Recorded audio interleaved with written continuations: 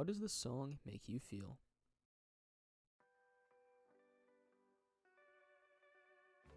SpongeBob SquarePants is widely recognized and beloved by fans who grew up watching the cartoon.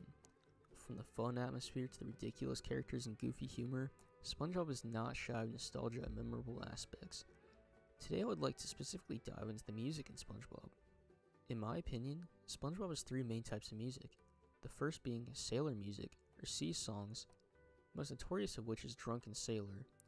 This genre is typically used in scenes of the Krusty Krab or any scenes involving SpongeBob's money-thirsty boss, Mr. Krabs. The sailing songs in SpongeBob are usually used in some of the earlier seasons that had showrunner Stephen Hillenburg involved. These songs remind the audience that we are watching a show involving fish in the sea. This is a substantial detail in the cartoon that makes it stand out from many others.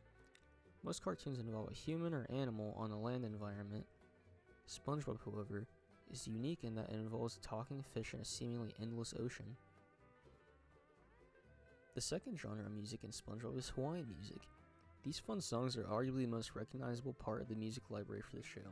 These songs provide an upbeat feeling to the cartoon that makes the audience feel as if they are familiarized and welcome to the show. Similar to the Sailor tunes, these pieces are mostly already existing songs and were created around the 1970s to 90s era.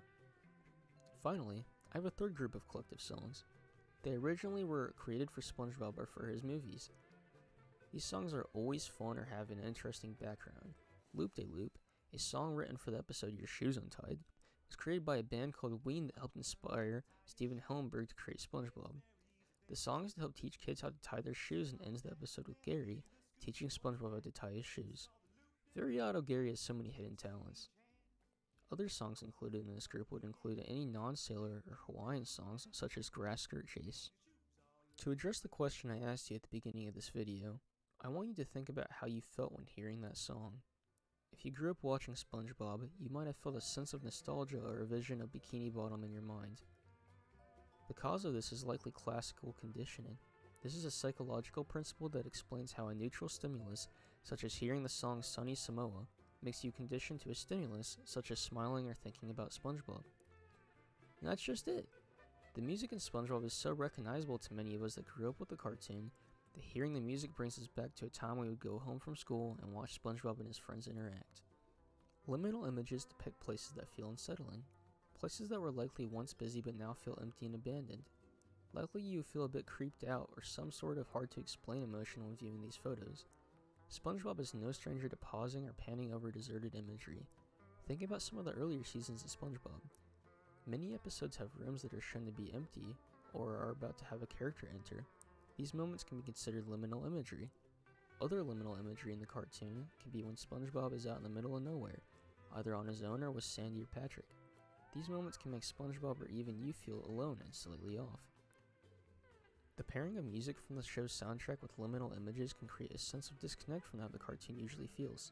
Many fans have created art of seemingly abandoned places or houses in SpongeBob and use these artworks as thumbnails for YouTube videos of SpongeBob's song playlist.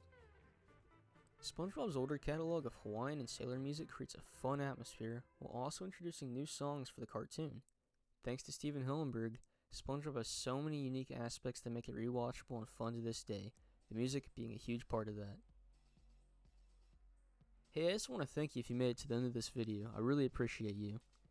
I just want to thank you for watching and have a great tomorrow.